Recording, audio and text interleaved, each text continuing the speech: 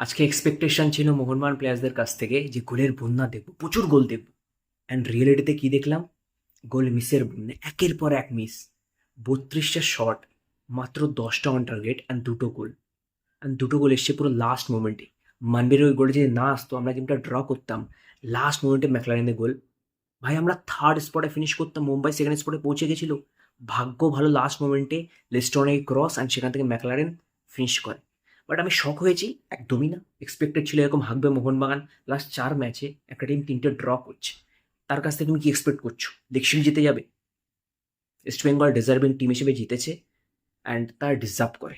ঠিক আছে, তারা পিছিয়ে ছিল, সেখান থেকে কাম ব্যাক করে কিন্তু এই ট্রফিটা জিতেছে। And মোহনবাগান সুযোগের ওপর সুযোগ ক্রিয়েট করেছে, বাট কাজের কাজ কিছু করতে পারেনি।